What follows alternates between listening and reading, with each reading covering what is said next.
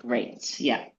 So just a quick intro to these sessions overall, particularly for anyone who was not able to attend the first session with me.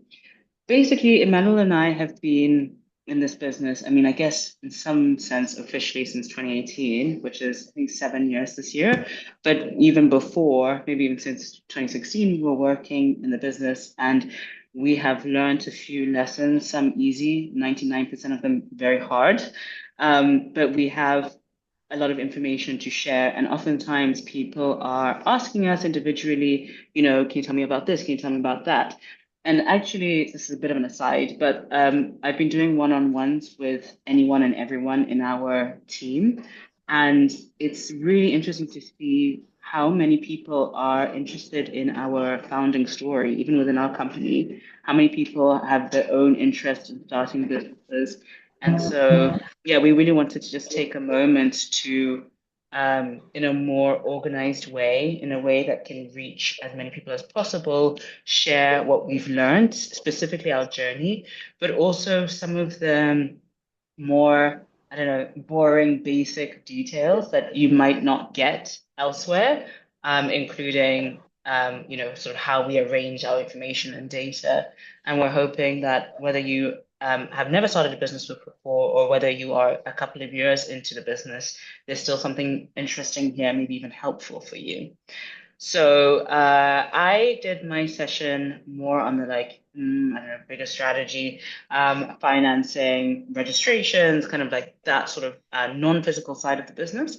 And Emmanuel, as our Chief Operations Officer, will be talking more about the operational side of the business, everything from management of people to, I guess, management people, and also building farmer relations and networks, etc. So I'm going to stop talking now and pass it on to our CEO for Pure and Just Company, Emmanuel Ampadu. Thank you very much, Yvette. Hello, everyone. Thank you very much for making time to join this session. So we will jump right into it. Today, we'll be focusing on our operations in general, Pure and Just Company Limited. And let me quickly start the slide. Yvette did an intro of what we do. So I just want to reiterate that we are a women-led team of young Ghanaians, and we use climate-smart technology to transform the finest tropical fruit into world-class tropical fruit snacks. And both Yvette and I are Ghanaians.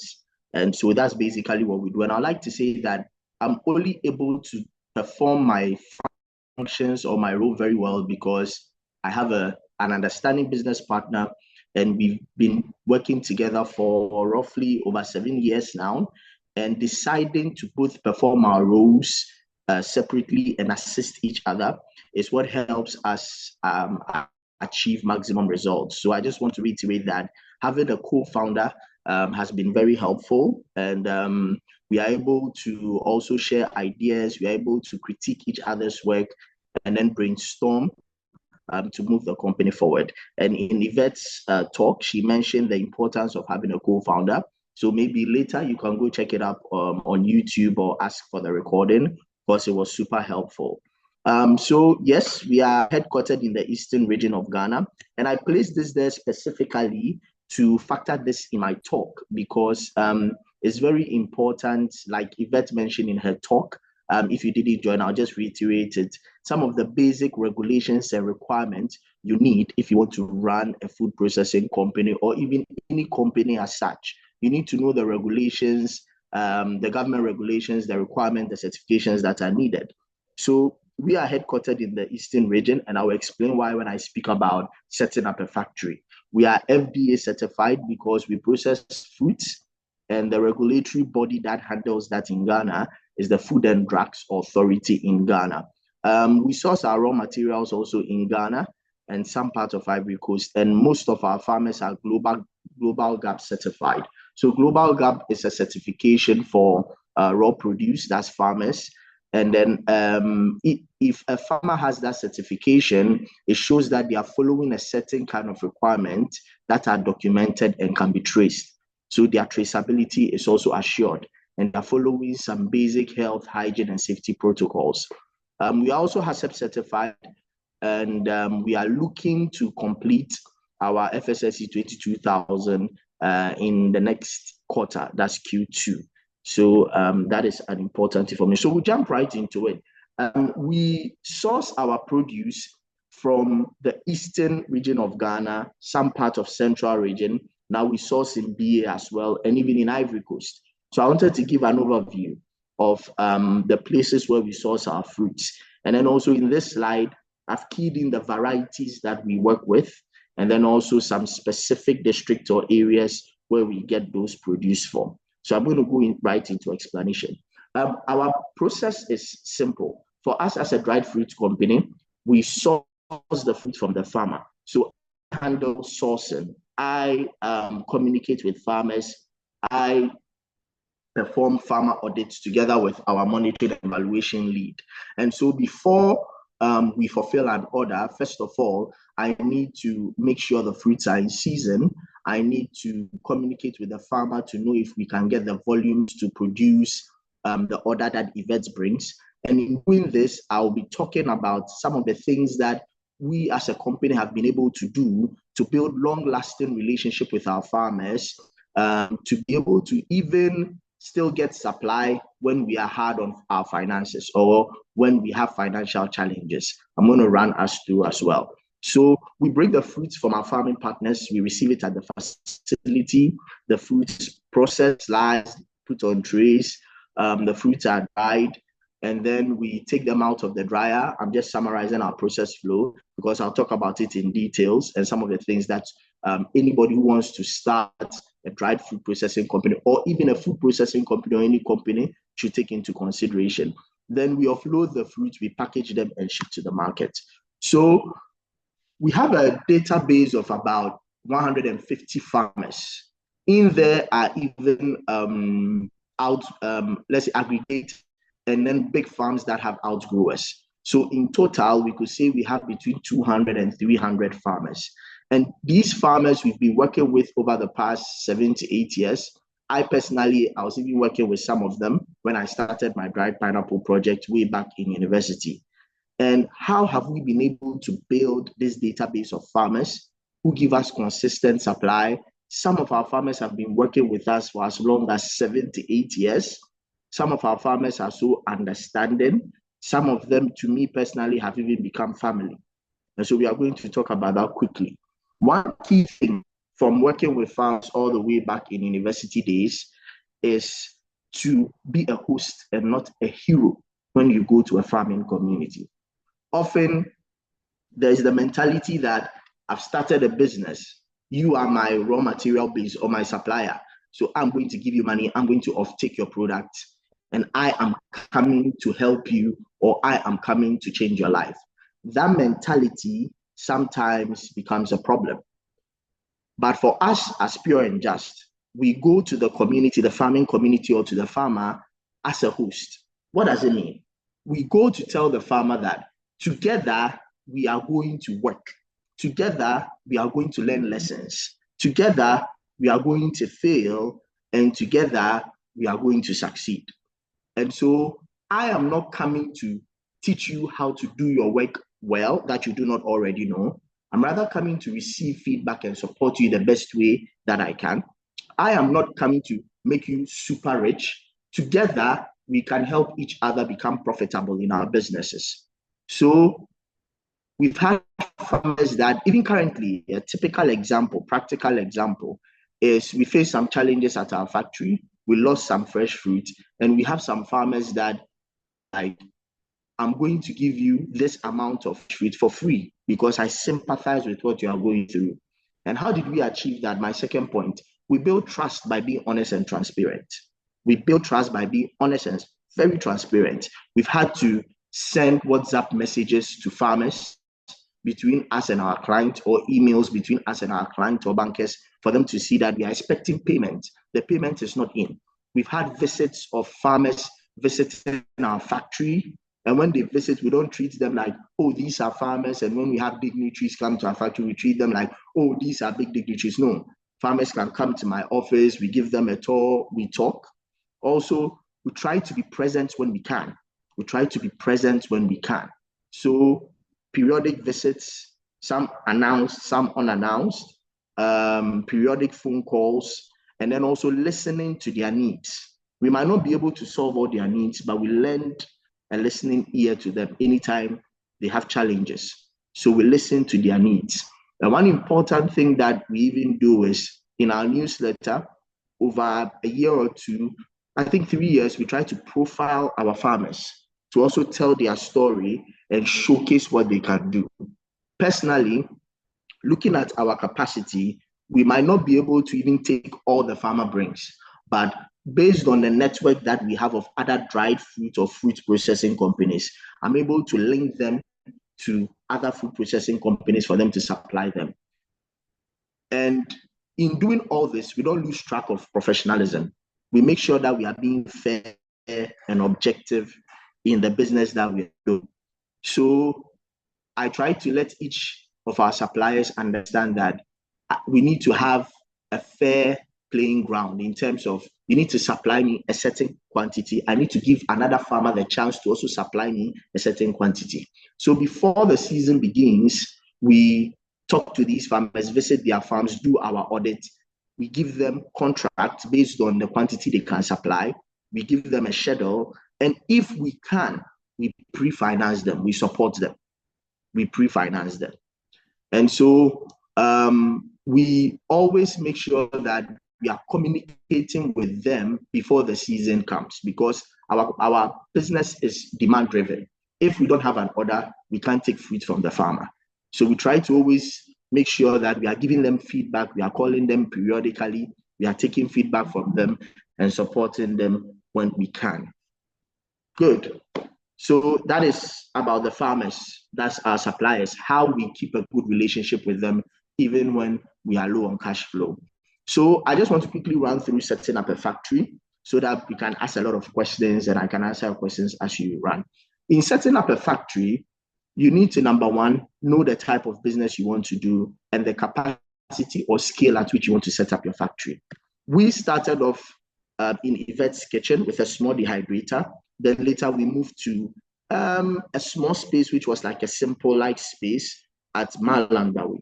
But we had in mind the capacity that we were processing at. And with that informed the process flow or the floor plan. So in setting up a factory, you need to know your process flow or the floor plan. Often we start up small. So it's not always that we can have proximity to our raw material. It's not always. Sometimes you are starting up in your kitchen and maybe your raw material you have to bring from another region. That's fine.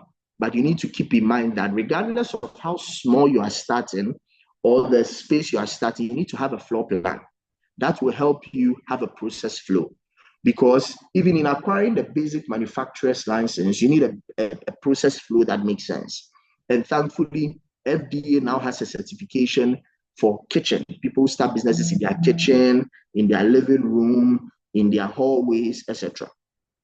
So you need to know your capacity, and then you need to have a site plan. But most importantly, if you have the opportunity to set up your factory close to your raw material, it is advisable because you'll be saving money on transporting your raw material. So it's very important. And for us who deal with fruits, the distance with which we transport our fruit and the medium, the logistics, like the transport with which we transport our fruit is very important. So hence the reason why when we had the funding and we had the opportunity to scale up, we situated our factory in Nsawam, the previous slide that I showed, because Nsawam is very strategic. There are a lot of pineapples around Nsawam. Our pawpaw farmer is 30 minutes away from us. One of our pineapple farmers is also about 45 minutes away from us. Even though mangoes come from Somenia, the road isn't that bad. There's a direct route from Somenia to where we are. There are some banana farms in Suhum. Our banana aggregator aggregates banana from Suhum as well. And the most important of all is that we are surrounded by some fruit processing factories. So we can learn from them as well. And then if possible, if they allow, share some resources. So you need a site plan. And I quickly want to talk about a site plan. Often when we talk about a site plan, people are like, oh, I'm just in my father's house, or I'm just in my living room, or I'm just in a small kitchen. Getting someone to design a site plan for you or doing it yourself can really help with certification, even at a small scale. It marvels people that when we were even in a 6-bedroom house, we still had our HACCP certification. It's because we had a site plan, we understood the process flow, therefore we could identify each critical control point in our process flow, which is super important. So this is a copy of our site plan when we were even in a 6-bedroom house. You can see where we situated the offices, where we situated the cutting room, we had an outside slab, the food storage. It was a house, but we were able to have a clear plan on how the process flow should be like. Specifically for those in the food industry, you really need this if you want to get the certification or if you want to develop traceability systems, which I'll be talking about at the end of my presentation. If you want to develop traceability systems, you need to be able to identify each unit of your process flow. You need to have standard operating procedure for each unit of your process flow. You need to have records or working procedures for each unit of your process flow, which is very important. This is an example of our current facility, which is much bigger, has a bigger facility. You can see that we have it, let me say, more professional than before, but that doesn't mean that the previous one, we couldn't get certification. We did get certifications with those one HACCP, and it's key that we take note of this. Yeah. So I want to quickly jump into managing a young team, and I'm going to spend some time here. Often people get scared. Before I joined the call, a friend of mine, I don't know if she's on the call right now, she said she started a business quite a while ago and is doing well. And she said she's about to make her first hire and she's quite nervous.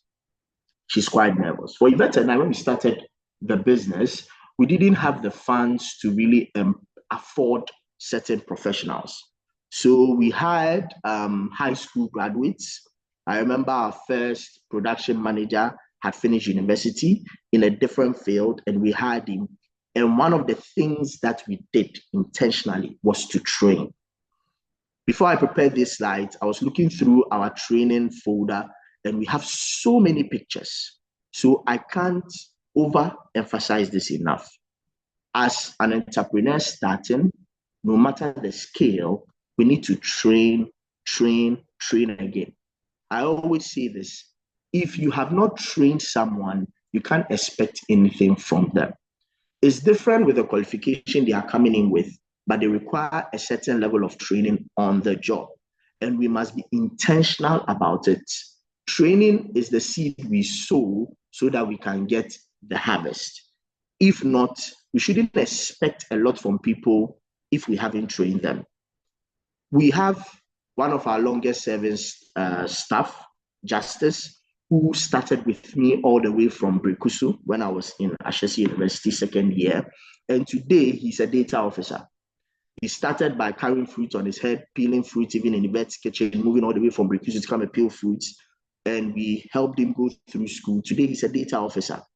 And he's able to understand our data systems and develop it because he started with us from the beginning.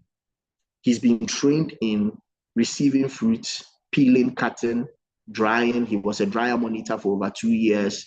He understands all the systems.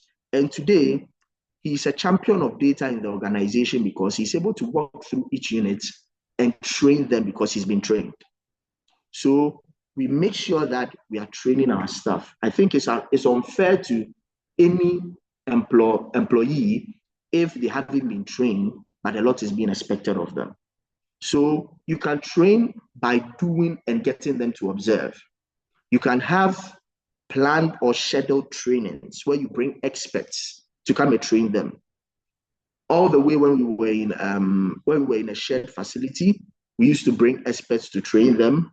We used to bring people from Blue Skies. We've brought people from other industries, food processing industries, to train the team. And it's very important. You train and you document the training. Because if you document the training, then you can use it as a performance review. So then there is no excuse for someone to say they cannot perform a certain task.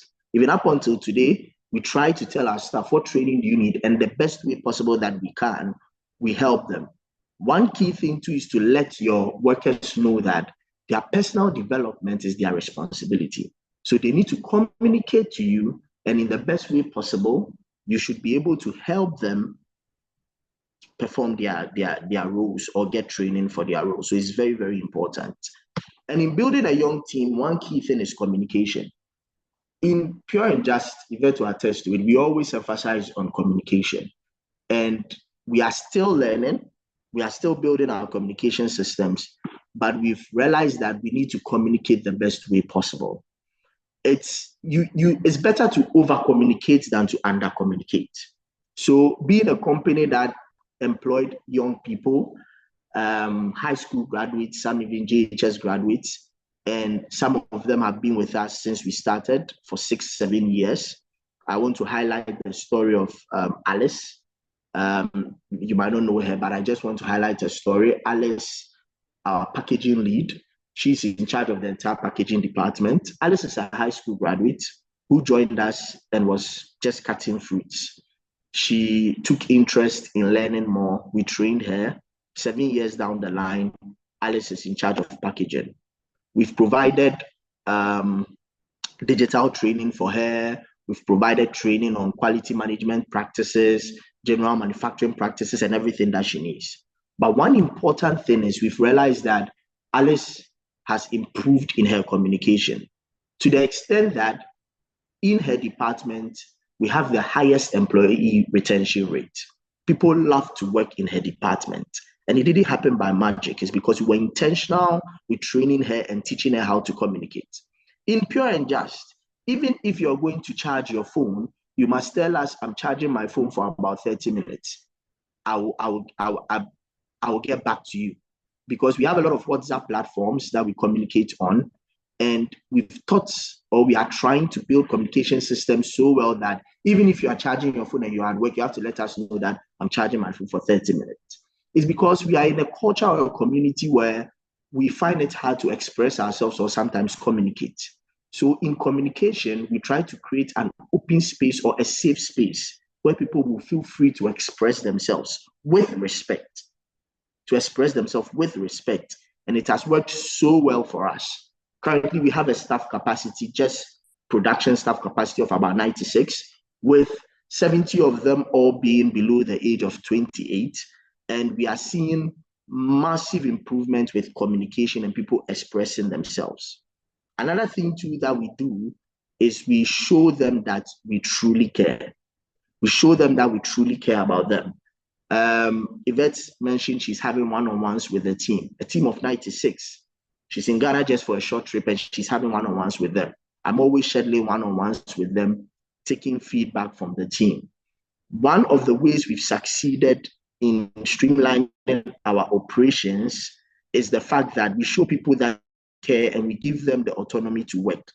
What we do not necessarily micromanage, but we have systems based on the data we've built over time that we are able to track people's work and how well they are doing. And I'll show you some of them before I end this session quickly.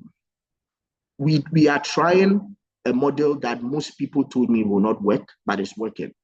We have unit supervisors reporting directly to me rather than have a production manager or a head of manufacturing. And these unit supervisors, none of them have been with us for less than 3 years.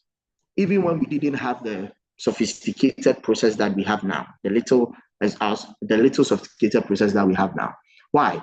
It's because when we didn't have a conveyor belt, when we didn't have 2 big heat dryers, when we didn't have a hand pallet truck, when we didn't have a tipping bath, these were the people that were carrying crates, that were washing fruits with their hands, that were learning how to record basic data.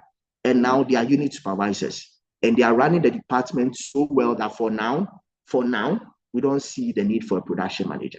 And they are doing it so well, reporting to us.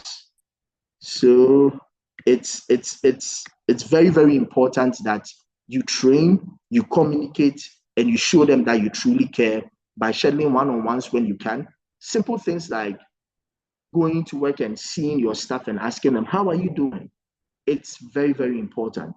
It encourages young people to work and also to be loyal. I want to quickly end by talking about our data systems. Sorry, give me a minute. I need to plug my, sorry.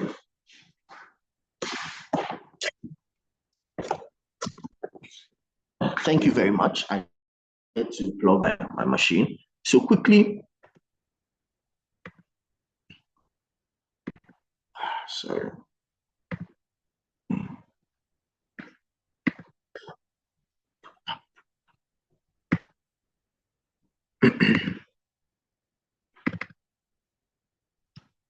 Yeah, so I want to quickly talk about our data systems, then we can take questions.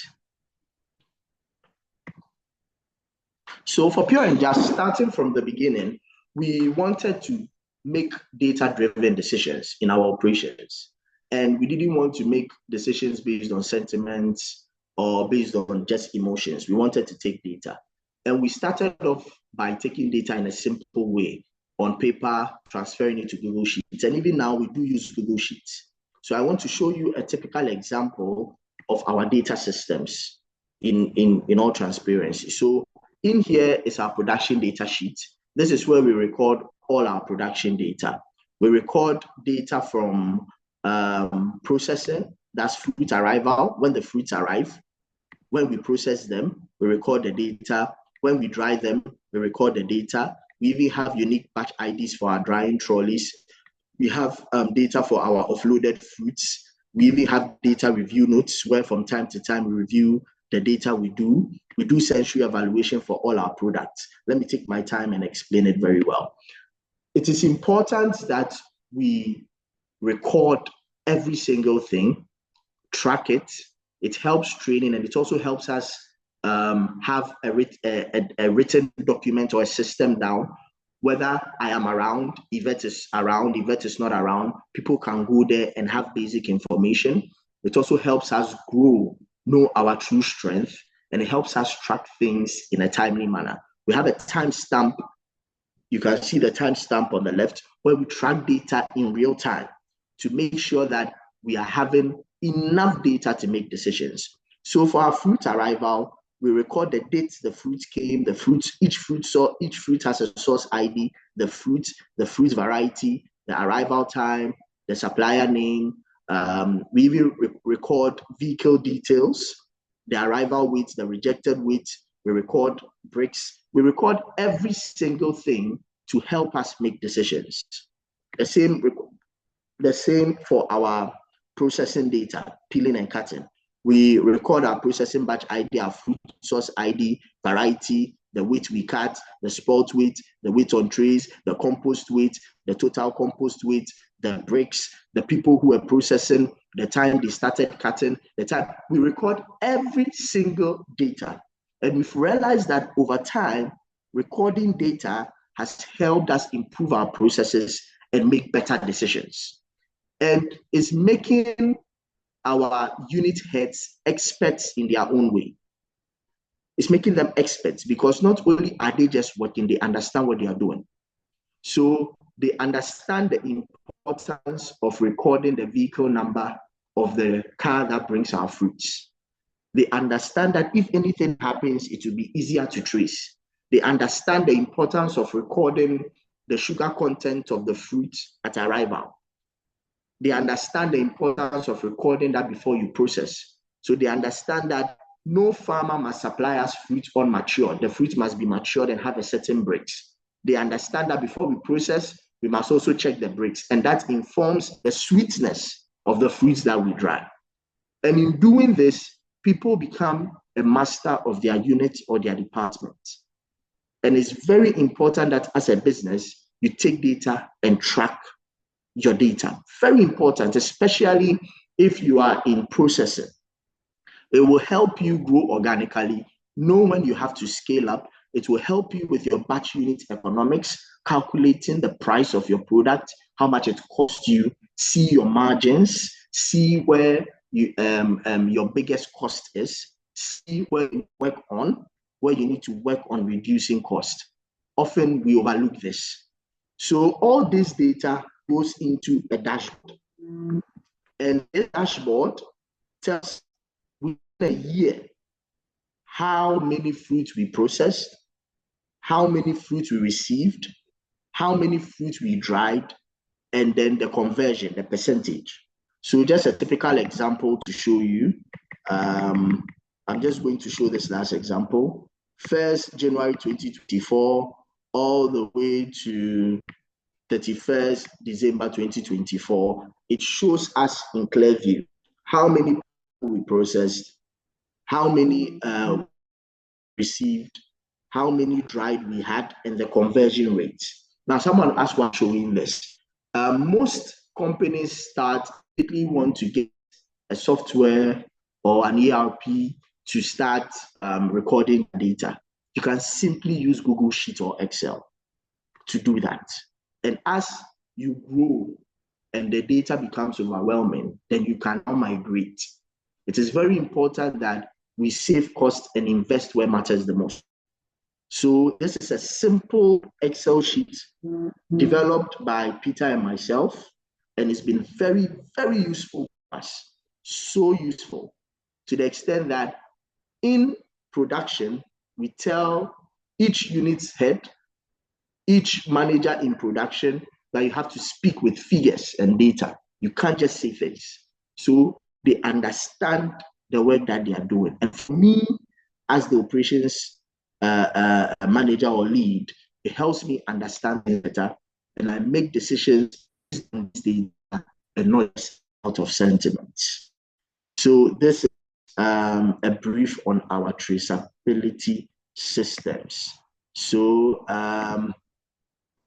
thank you very much for your time. I'll open up for questions. I just did a summary so that I can open up to answer more questions. So if anyone has questions, I'm very much open to answer. Thank you.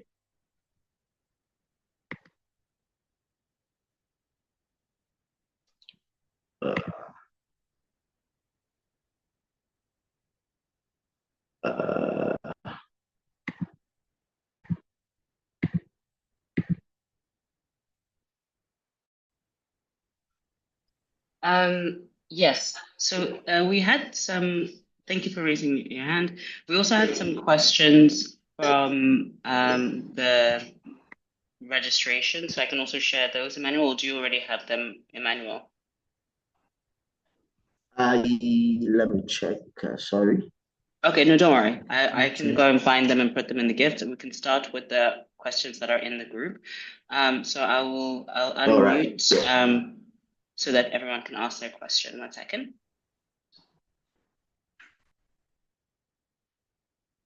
Okay, so I see some questions here. Please, what's your current capacity?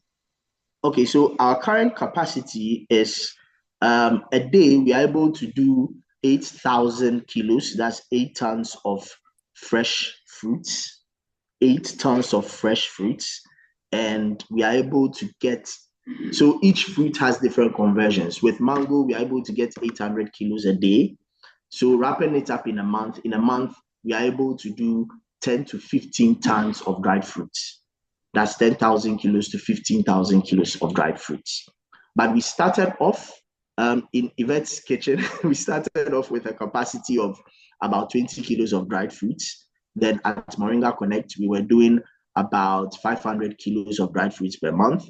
Then at Bawi, we were doing 1,000 kilos of dried fruits per month. And now we are doing 10,000 to 15,000 kilos of dried fruits per month. Dr. Kim, if you want to ask your question, I think you're on mute now.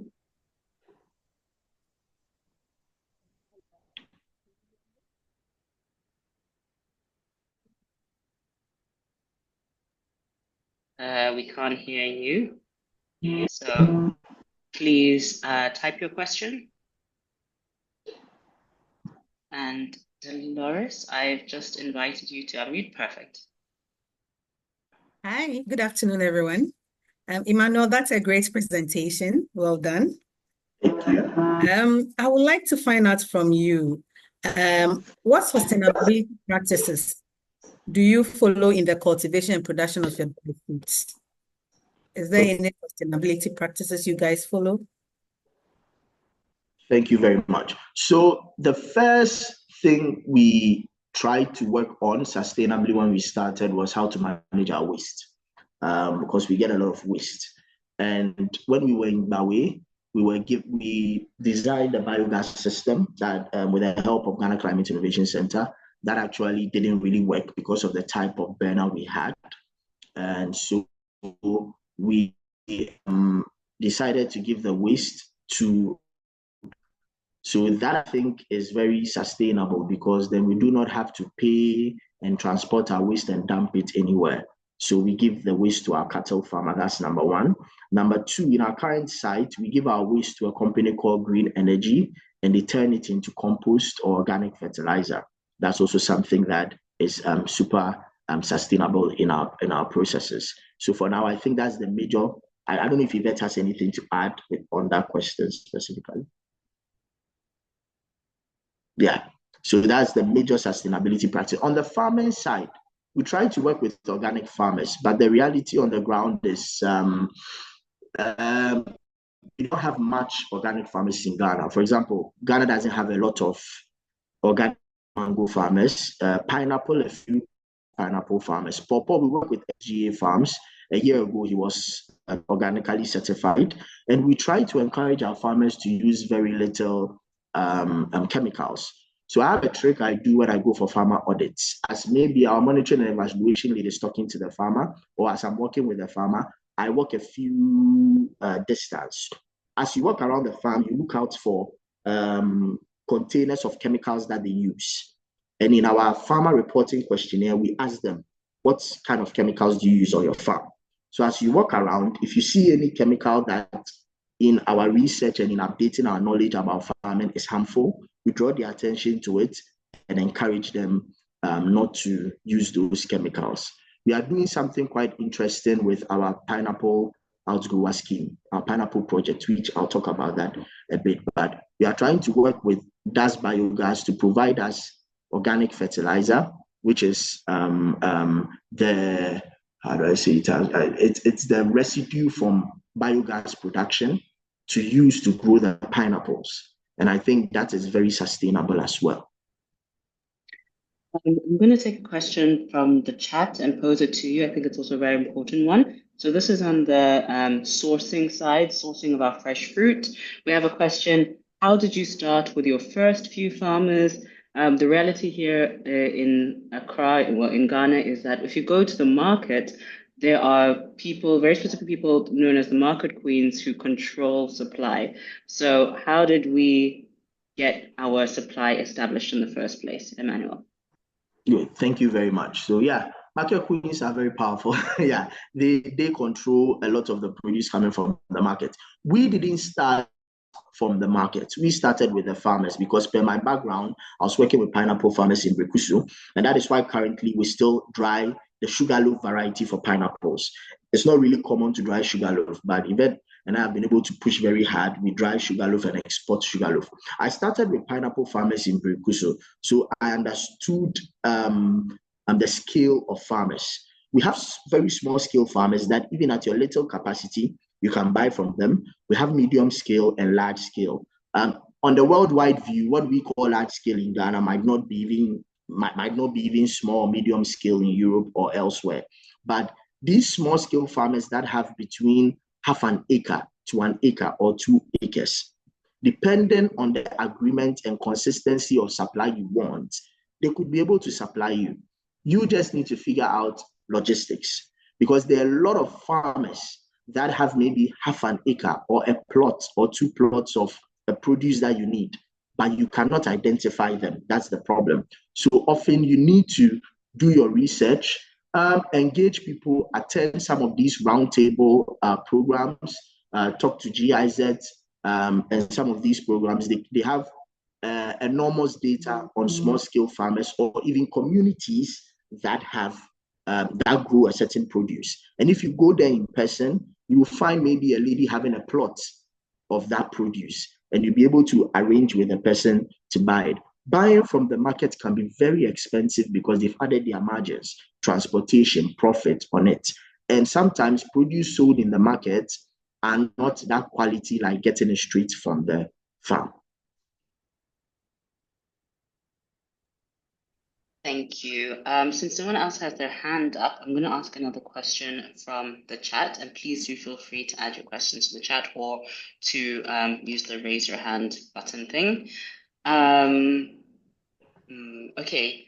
This is quite a technical question. How long does it take to load, if I was on a dry panel, how long will it take to load 15 to 20 metric tons? Okay, actually, I need a bit of clarification on the question, so I'm going to ask a different question.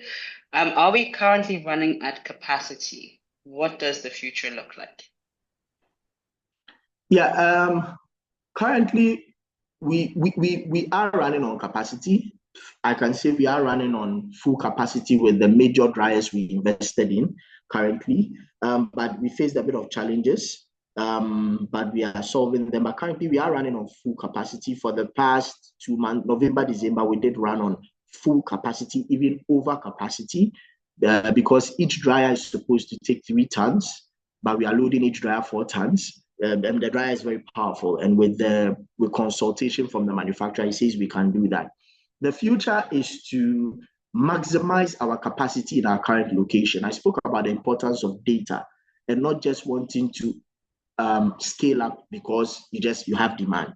Making sure that your current capacity, you maximize it, and that's one of the advice Peter Miller, one of my advisors, give me all the time. At the current scale that you have, maximize it so much that you can't do anything again. So if you maximize it, then you can scale up. So we want to be able to consistently deliver our capacity, 10 to 15 tons of dried fruit every single month consistently. After that, then we have data and enough cost to scale up to our own facility that we own and then do more exports.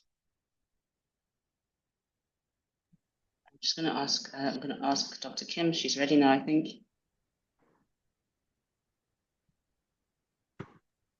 Hello, can you hear me? Yes, we can hear you now. Can you hear me? Oh, no, I just wanted to say a big congratulations to Emmanuel. That was a great talk. I really did enjoy it. Actually, my question was the one on the capacity. I just have a follow-up question. It was not what the future looks like, but in terms of your pipeline and orders, what is the future looking like? Can you hear me? Yes, please, I can hear you. Okay, thank you. Thank you very much. I will say Yvette has done a very good job with getting us a lot of orders. In our emails, we do have a lot of interest, but as always, our advisors advise us that we need to be very careful with just taking in a lot of orders. One key thing I spoke about even with our relationship with our farmers was honesty. So we are very honest with our clients. So we do always tell them what we can do based on our capacity. And there are a lot of factors in Ghana that can affect business. Like your plan doesn't always go as planned.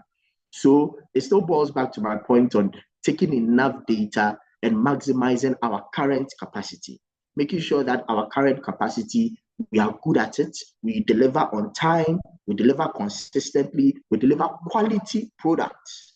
Quality is very key. So immediate things in the pipeline is to get our certification. That's very important. We are working on our IFS and FSSC, which is very needed. Get a database of clients that we continuously supply based on our capacity and consistently. Then we can talk about scaling up. Thank you, Emmanuel. We can take another question from the chat. What difficulties have you experienced in scaling the company from a small kitchen space to a larger space?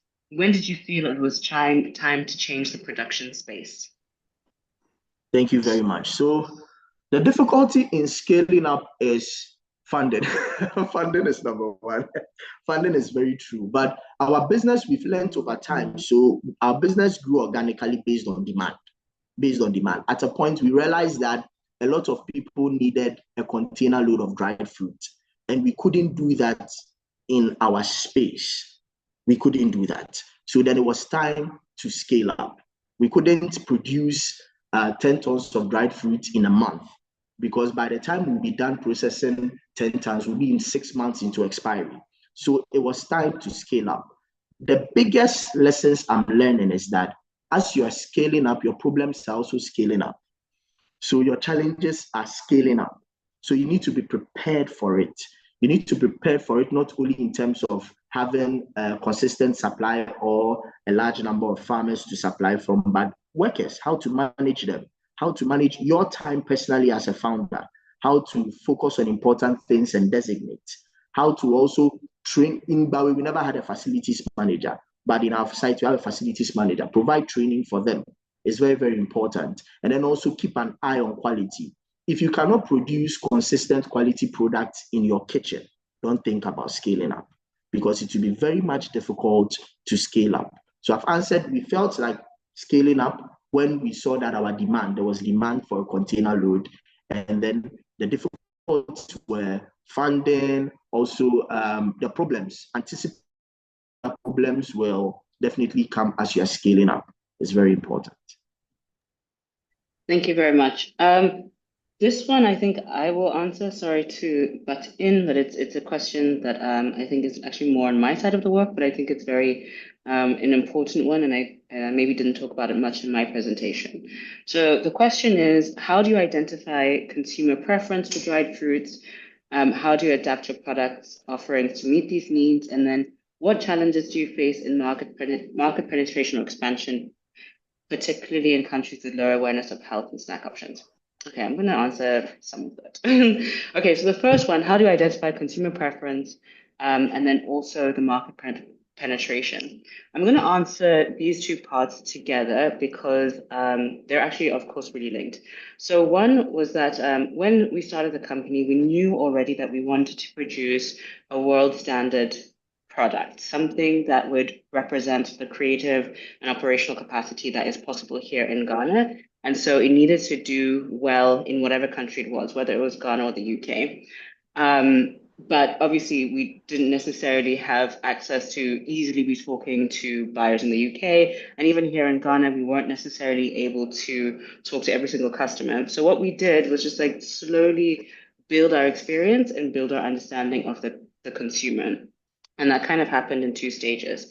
At the first stage, we did a prototype product or a minimum viable product, a really, really simple product that we felt, okay, we can take this to market. And by market, I mean, I don't know, for those in Ghana, maybe you're familiar with the green butterfly markets, but basically these small, more crafts markets, farmers markets, where we could directly in person interact with people and also interact with people who would be able to afford the products. Because even now, we're pretty much a premium product because it's so expensive for us to process. But at least at these spaces, we could interact with the people who could afford the product and ask them directly, you know, how is this? And people are generally pretty willing to share their opinion. Like if it's too sour, they will tell us. If it's too hard, they'll tell us. If it's too chewy, they'll tell us. So through that, we started to build an awareness. Of course, obviously, we're looking online and seeing, okay, what is being advertised by other companies, what is available through different online stores or different shops, maybe in the UK or the US, and then slowly kind of like working towards that with, you know, the realities of what we have here in Ghana in mind. So once we started to, based on our experiences here and our research, develop an understanding of what the product needs to be like and what people are looking for, then we could say, okay, we can't reach the mass market in Ghana yet. And we're kind of saturating, for the moment, our ability to meet the demands of the, I don't know, middle upper class here. And so and also our original idea was always to be able to share what we have here in Ghana beyond our borders as well. So then we're looking at everywhere from Nigeria to Germany. And when it comes to Germany, that's really far for us. And so we've actually we applied and we got into two programs. The older program was with the German Import Promotion Desk. So basically, a German entity on the German side representing importers who want to be getting products from places like Ghana, but also like Ecuador and Venezuela. And basically, that program specifically helps those who are exporting understand what the importers want. So Basically, they will connect us to importers so we can have interviews, we can have discussions. The importers can literally tell us, we need this certification, we need these specifications, we need it at this timeline, and we need these kind of quantities. So that's how we built up that information as well. And you can do that slowly, slowly by yourself, even by attending trade fairs yourself or doing the research online. But it really makes a difference to be able to do it with a program where you have the facilitation, you have the access, you have the support. So we've done the German Import Promotion Desk program. Oh, actually, oh my gosh, I just broke it. Okay, well, anyway, we got a certificate for being in the program. I think you're supposed to be in the program for 3 years, but they liked us, so we're in the program for I think 4 years or something. I think maybe it was supposed to be 2 years, but we were there for 4. And then just last year, Emmanuel's been representing us in a similar program, an import promotion program with the Netherlands. So last year, that program covered his travel and the travel of other Ghanaians, Ghanaians in agribusiness, their travel to Europe, specifically the Netherlands and France, to meet with companies and then also to attend a trade fair in Paris called Ciel, where you have international buyers and sellers from all over the world. So just to recap, basically starting small, starting with the market, the consumers that are directly available to us, doing research online, and then leveraging these programs with much more structure, much more access to be able to connect to buyers internationally, and then also to literally physically be able to meet with buyers as well. Okay, I think I'm gonna wrap myself up. Okay, so let's see. I'm going to pass the question back to Emmanuel. This is, I would say, actually on the operation side, on the quality side, this question. So, Emmanuel, the question is, dried fruit is known to have a long shelf life. I'd like to know how you identify the expiry date of dried fruit. Is there a laboratory in the production of facilities? What is this process like? I think also, Emmanuel, if you can use that answering this question to talk about how we use labs and our quality in general. Okay, all right. So for dried fruits, it does last, but you need to confirm it with Food Research Institute, FRI. They are located in Shiashi. Before you finalize your product, finish the product development, you need to take a sample to FRI. They will tell you the estimated shelf life. And then also you can do, I think you can do that at GSA as well. But what I know is FRI. And internally, you should also do your shelf life test. So each batch, you should keep a sample and observe. It's going to take time, but observe. So if FRI says it's going to last for 9 months, you also have to observe it. Maybe last for a year, but probably because the product is natural, browning starts after 9 months. So you just take the products to FRI. I think they charge a fee. I've forgotten. You pay, they do the analysis, and then they send you the analysis of that as well. So you can do that at FRI. For us, we've built a solid quality team because quality is very important for what we do. So and even linking to how well we train and teach our staff, we had a lady from NSS that we trained, and we sorry about that. Let me.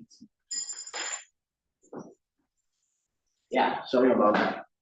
So we had a lady we trained straight from national service, and we allowed her to learn all that she can to build our quality system with guidance from me.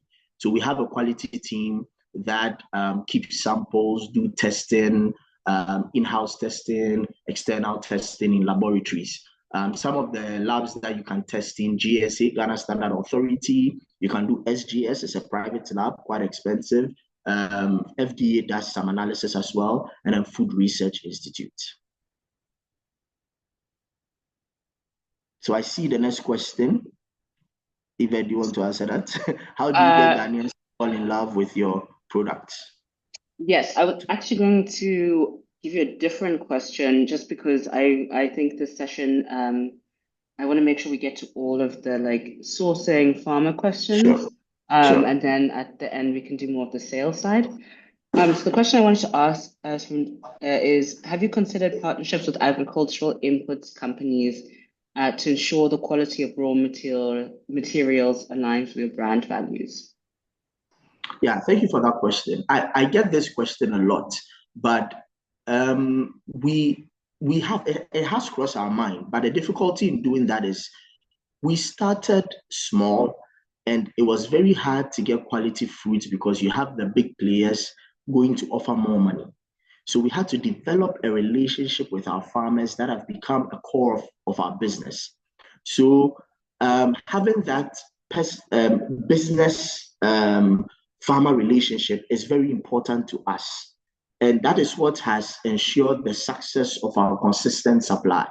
So partnering with agricultural input companies to ensure quality is a very good option. But to us now, the kind of partnership we have with our farmers is very, very good because even when we were very small, we were offering them a good price. We negotiate for a better price, and then also we could also help them with the quality of their produce by providing some training from some agronomists, by being present there and personally learning how to grow some of the fruits so that I could offer advice.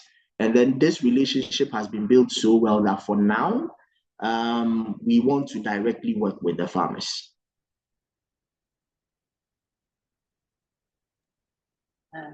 Okay, great. Thank you for that answer, Emmanuel. Okay, so then yes, actually, Emmanuel, I'll pose this question to you. How do you get Ghanaians to fall in love with your products to become a household snack?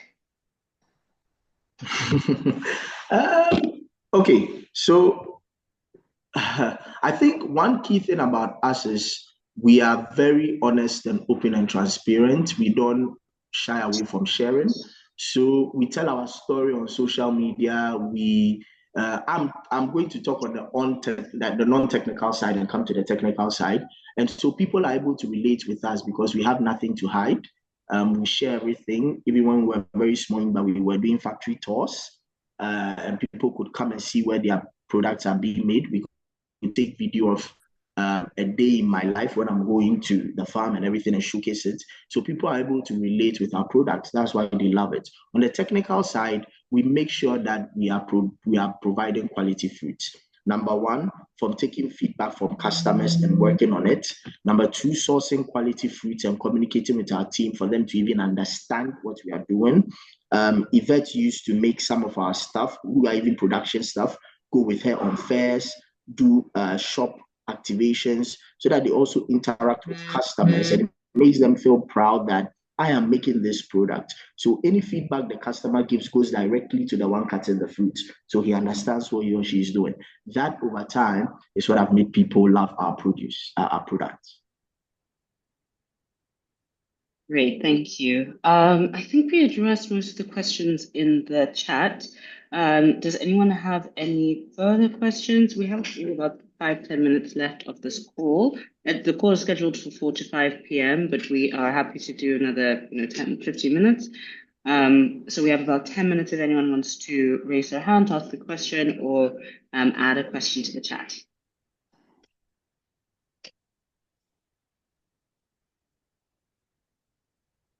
Not.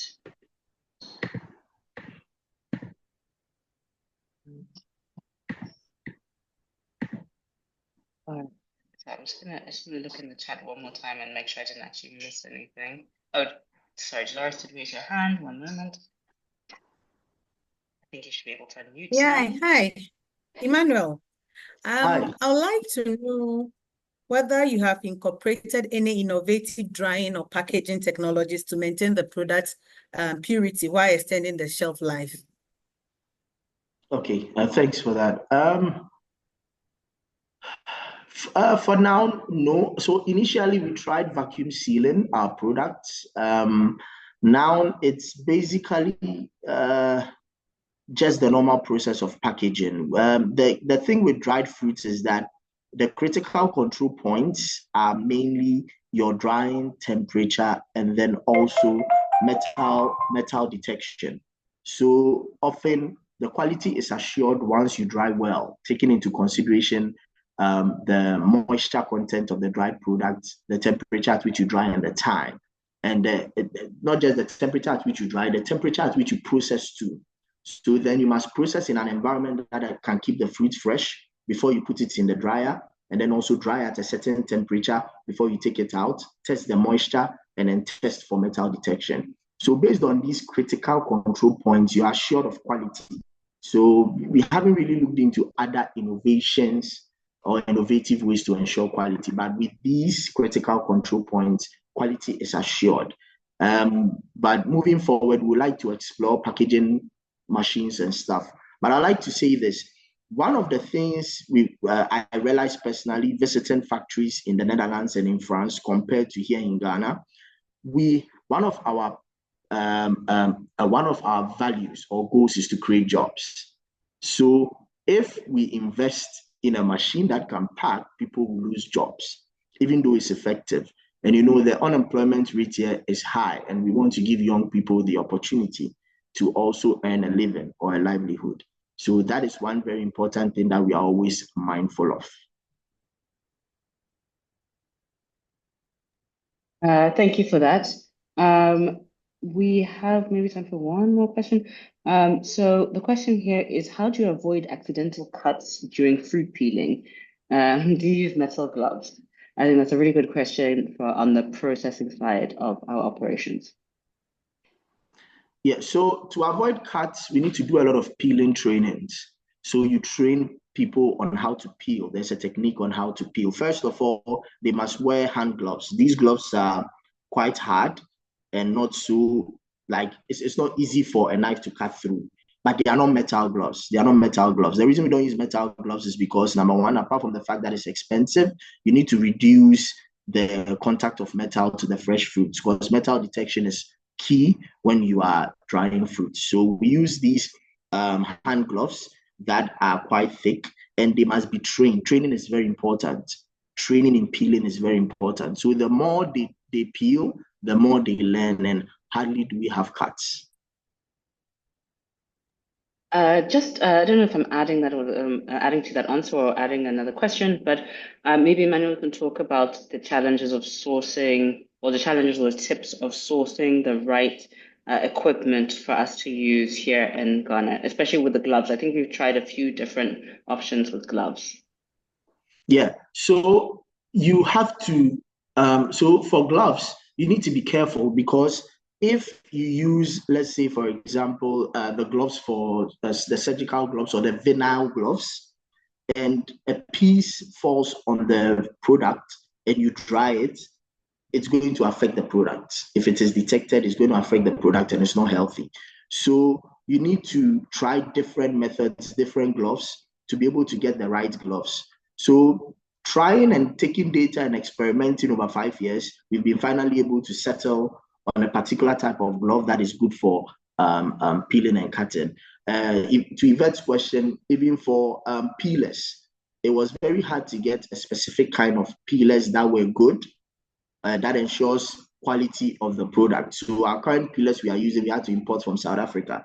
And that's one of the biggest challenges with running a food manufacturing company in Ghana, because most of the equipment you need, you don't find them around you, and you need to import. And just to add to this, as a closer remark, if our time is up, is that one key lesson we have learned is that you don't need to reinvent the wheel. There are companies that have done this over time, and you need to consult as much as possible. You need to create partnerships to be able to learn, and it makes your life easier. Thank you. I think we have time for one more question. So I'm going to just ask Vida to unmute and ask your question, please.